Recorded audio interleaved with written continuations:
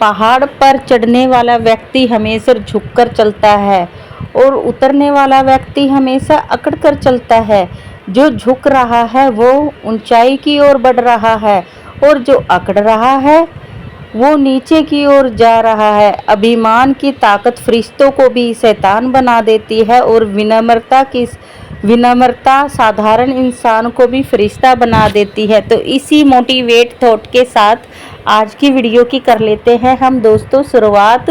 तो मैं हूँ सरिता रानी और सरिता रानी के तरफ से आपको एक प्यारा सा गुड मॉर्निंग दोस्तों।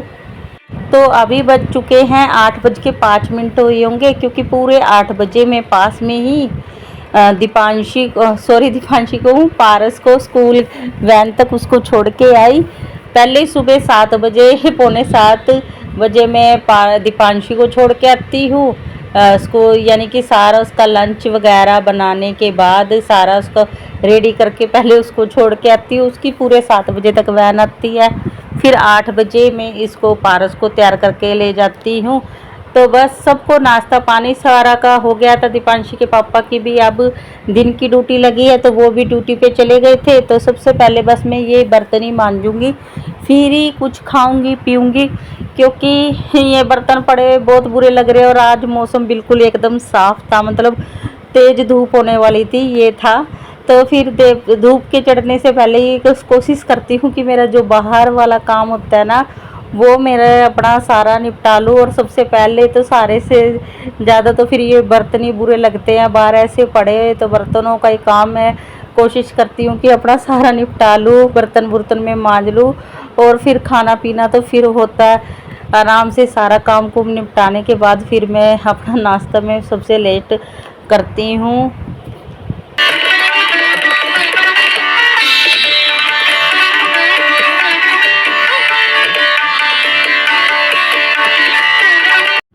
और दोस्तों आज मैं आपके साथ बहुत ही ज़रूरी 2 बातें शेयर करूंगी, जो कि आजकल की महिलाओं के लिए, मतलब हर घर के लिए सभी की लगभग ज़रूरत हो रही है इस चीज़ की। मतलब सबको ही ज़रूरत है इस चीज़ की। और मतलब कुछ लोग इस चीज़ से बहुत ज़्यादा परेशान भी है। तो मतलब मैं उसका एक उपाय और इलाज बताऊंगी। तो उसका इलाज मैं बताऊंगी लास्ट तक, तो आप भी वीडियो के लास्ट तक ज़रूर बने रहना दोस्तों।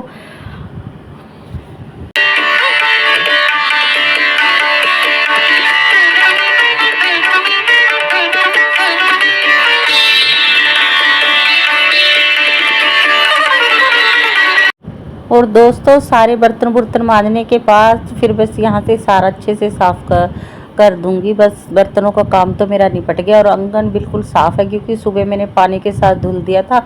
अब जब ये बिल्कुल सूख साख जाएगा तो बिल्कुल साफ़ सुथरा सा दिखेगा। मतलब अभी तो थोड़ा गीला गीला सा दिख रहा होगा ना, क्योंकि सुबह के टाइम में मैं जब दीपांशी को छोड़ने गई थी ना, तो 10-15 मिनट मेरे पास थे उसको वैन को आने को। तो इतने में मैंने फटाफट से सारे आंगन को धुल दिया था। तो बस मैंने नाश्ता पानी कर लिया। तो बस थोड़ी सी मैं चाय ले आई थी भी, जिससे थोड़ा मतलब काफ़ी सुबह की उठी हुई होती है ना, तो इस टाइम में कुछ वैसे ही ठंडी चीज़ खाने का बिल्कुल नहीं मन करता, जैसे दही वगैरह लस्सी वगैरह इस टाइप की चीज़ का खाने का मन नहीं करता।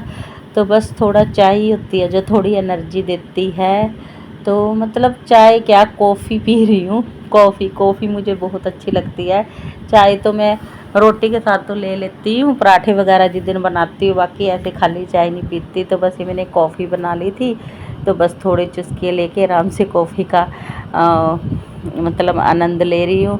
और बस पीछे अभी ये कमरा मेरा सारा फैला पड़ा है, क्योंकि ये पारस और दीपांशी तो चलो सुबह उठी जल्दी उठ जाती है, तो उसके पापा और पारस ये लेट तक सोते हैं। तो बस उनके रजाई बिस्तरे ऐसे ही पड़े हैं।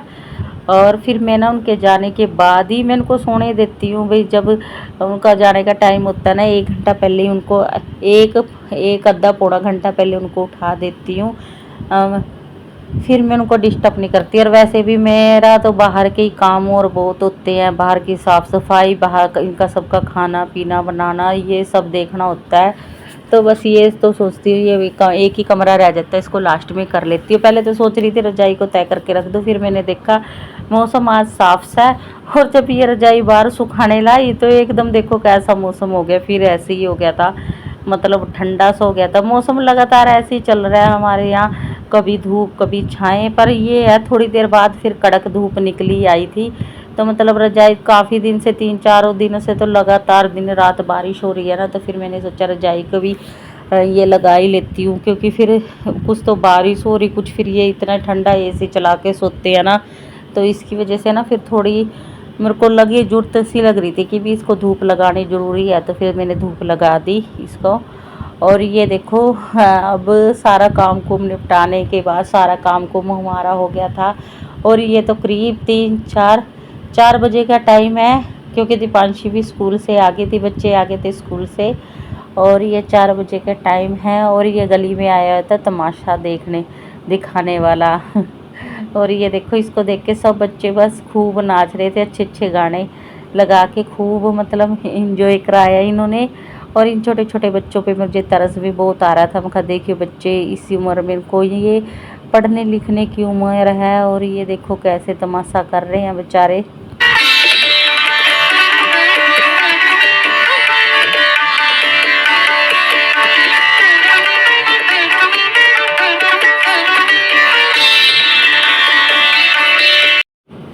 बस सबकी ज़िंदगी सबकी अलग अलग होती है, बस पेट के लिए सब कुछ करना ही पड़ता है। और ये देखो छोटा सा बच्चा एक पतले से कड़े में से कैसे निकलेगा, फिर ये दो बच्चे निकल रहे थे। तो बस दोस्तों आप इस तमाशे का एंजॉय करो, इस खेल का। और बस मैंने पीछे की ओरिजिनल वॉइस इसीलिए म्यूट कर दी, मतलब बंद कर दी, क्योंकि ये इस टाइम में ना सॉन्ग बजे हुए हैं, और फिर है ना कॉपीराइट आ जाता है, और फिर वीडियो फिर ऐसे ही मतलब बेकार हो जाती है, डालने ना डालने का कोई फ़ायदा नहीं। तो इसीलिए मैंने सारा म्यूजिक सारा ऑफ कर दिया पीछे वाला, नहीं तो और भी ये खेल देखने में आपको अच्छा लगता। और ज़्यादा पब्लिक वैसे दूसरे तरफ खड़ी है, फिर मैंने ऐसे कैमरा घुमा, क्योंकि गांव का एरिया दोस्तों, फिर ऐसे गली में ना बहुएं ऐसे कैमरा कुमरा उठा के ना ऐसे वीडियो बना नहीं सकती। इधर तो कहाँ औरतें सी बैठी थी ना, तो चुपकी सी मैंने थोड़ी सी बना ली थी, या जो थोड़ी सी बनाई है वो मैंने आपके साथ शेयर करी। और वैसे भी मुझे आज आपके साथ ज़रूरी बात भी शेयर करनी थी, तो फिर मैं वो भी आपके साथ शेयर कर लेती हूँ। तो दोस्तों जो लेडीज़ होती हैं ना, मतलब औरतें, मतलब आपने कभी कई औरतों को देखा कि उनके ना लड़का तो पैदा होता ही नहीं है, वो ना सिर्फ लड़की पैदा करती है। जैसे किसी के 5 लड़की, किसी के 4, किसी के 6, किसी के 7। और मतलब इसका एक बिल्कुल सटीक उपाय है मेरे पास, क्योंकि और ये 100% 100% आजमाया हुआ नुस्खा है, क्योंकि हमें मेरे दादाजी तो घर में वैद्य थे ही थे, साथ में मेरी दादी जी है ना, तो वो दाई थी। मतलब पहले तो घर में बच्चे पैदा होते थे ना, तो वो बच्चे पैदा करवाने वाली दाई थी। वो तो इतनी तजुर्बे वाली थी ना मेरी दादी की मतलब गर्भावस्था स्त्री को देख के ही है ना, मतलब प्रेग्नेंट औरत को देख के ही पता लगा देती थी उसकी चाल से भी, इसके पेट में लड़की होगी क्या लड़का, और कब तक होगी, मतलब इतनी तजुर्बे वाली।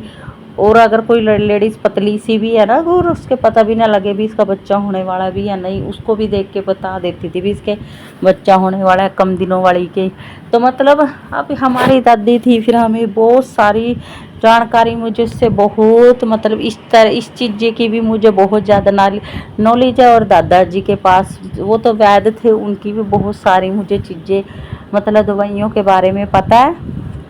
पिछली वीडियो में भी मैंने आपके साथ मिर्गी के दौरों वाली दवाई के बारे में, और ये गठिए की दवाई होती है जो, उसके बारे में मैंने पूरी आपके साथ सारी बातें शेयर करी थी। और ये देखो कैसे बच्चे कलाबाजी कर रहे हैं। तो आप साथ साथ वीडियो को भी एंजॉय करते रहिए, और मेरी बात को भी पूरे ध्यान से सुनिए। तो मैं बता रही हूँ जो मतलब जिस औरत के बार बार लड़की पैदा होती है ना, तो उन औरतों को ना मैं 2 स्टिक उपाय बता रही हूँ। एक तो आंवला होता है ना, जो आंवले के अंदर की जो गुठली होती है ना दोस्तों, वो गुठली है ना, ऐसी नॉर्मल गुठली नहीं होती, वो बहुत कारगर गुठली होती है। और जो कि आपको पूरे यूट्यूब पे भी आप इसको सर्च करके देख लेना, आपको इस चीज़ का मतलब बिल्कुल भी इस चीज़ के बारे में तो किसी को पता ही नहीं होगा, क्योंकि ये मतलब जो वैद्य वूद है जो इस चीज़ की दवाई देते हैं लड़का पैदा होने की, मतलब उनको इस चीज़ के बारे में पता है। पर ये चीज़ें ना जल्दी से कोई बताता नहीं है। जो कोई लड़के पैदा करवाने वाली दवाई भी देता है ना, वो इस चीज़ के बारे में बताएगा भी नहीं, क्या पीस के दे दिया क्या नहीं। पर मुझे पता है दोस्तों वो क्या पीस के देते हैं, क्योंकि मेरे दादी भी ये चीज़ देती थी ना। तो ये होती है, एक आंवला होता है ना, आंवला के अंदर की जो गुठली निकलती है, दादी तो उसको जड़ी बोलती थी। और उस टाइम में वो उसको जड़ी को इस हिसाब से घिस देती थी कि लोगों को ना उसको मतलब गुठली देख के पता ही नहीं लगता था ये क्या चीज़ है क्या नहीं, और बोल देती थी ये जड़ी है। फिर अब दादी तो रह नहीं रही भाई क्या, अब उसका धंधा थोड़ी ना चौपट हो जाएगा, वो तो दुनिया से ही चली गई। तो अब हम रह गए हैं उसकी पोतिए। तो हमारी वजह से अगर कोई इस चीज़ का फ़ायदा उठा लेता है तो क्या जाता है। तो दोस्तों जिसे जो भी मेरी बहन कोई भी इस चीज़ से परेशान हो, जिनको ज़्यादा बेटियाँ पैदा हो रही हो, तो वो आप ना आंवले की गुठली को ना, अच्छा आंवले की गुठली होती है जो अंदर से निकलता है बीज सा, तो उसको ना आप अच्छी तरह से धुल को सुखा लेना। फिर सुखाने के बाद उसका ना एक हिस्सा करके, एक तो आपको बछड़े वाली गाय के दूध के साथ निगल लेना। और वो ये तब होता है जब जो औरत प्रेग्नेंट हो, और दिन कम से कम 15 दिन चढ़े होनी चाहिए, या 1.25 महीने से पहले पहले, उससे बाद ये दवाई काम नहीं करेगी। 1.25 महीने के अंदर अंदर प्रेग्नेंट औरत के काम करती है ये। तो मतलब आंवले की गुठली ले लो बछड़े वाली गाय की दूध के साथ, और चंदन में लेना है, मतलब शुक्ल पक्ष में लेना है। और ये भी देख लेना, मतलब एकादशी को 1 दिन, द्वादशी को 2 दिन, त्रयोदशी को 3 दिन, मतलब जिस दिन सम संख्या डेट हो ना उस दिन आपको ये चीज़ लेनी है। इस चीज़ का आप नोट कर लेना। एकादशी द्वादशी, मतलब एकादशी का 1 दिन, द्वादशी को 2 दिन। आप कोशिश कर रही होंगी कि आप मेरी बात को समझ रहे होंगे, तो इस हिसाब से आपको ले लेनी है। और लगातार 7 पुड़ियाँ उसको पीस के दूध